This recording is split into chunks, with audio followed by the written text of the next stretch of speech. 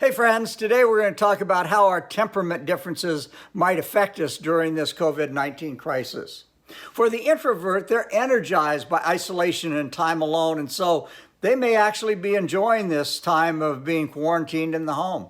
For the extrovert, being isolated is life depleting, and they're looking for ways to connect with each other during the day. They may be trying to connect with family and friends electronically.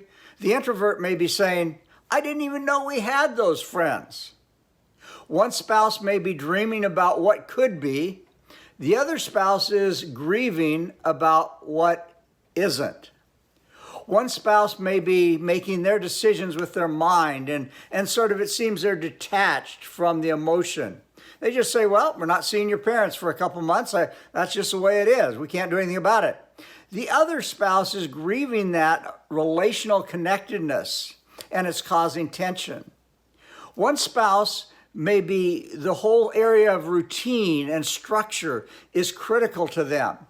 And so this is really throwing them for a loop. Where the other person, they're not that structured anyway. They're spontaneous. And so every day is a new adventure for them.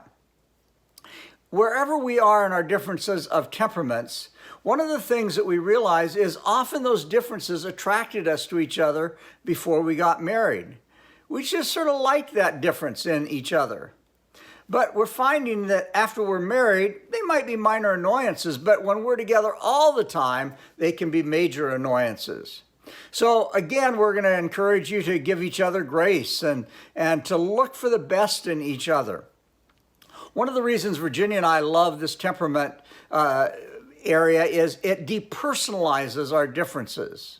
Instead of saying, why are you doing that? We can say, you're doing that because you're wired differently by God than me. Now, this is an excuse for sinful behavior, but it helps Virginia understand why I don't want to go to the party and helps me understand why she wants to go to the party.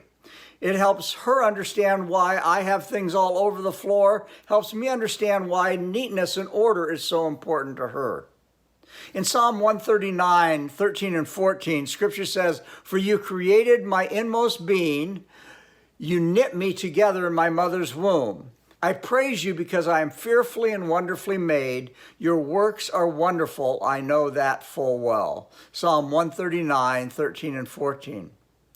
One thing that we just keep coming back to is, God, you have created each of us uniquely. And instead of trying to make each other into our image, we want to rejoice that you have created us in your image.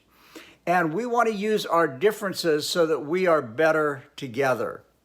Now, today we're going to encourage you to take a few moments and talk as a couple about what were some of those differences that attracted you to each other before you got married? And even in your marriage, what is it that you each contribute that can make you better together? And thank each other for the way that you're contributing to each other's life, even during this crisis. So until tomorrow, may the Lord bless you and keep you. May the Lord make his face to shine upon you and be gracious to you.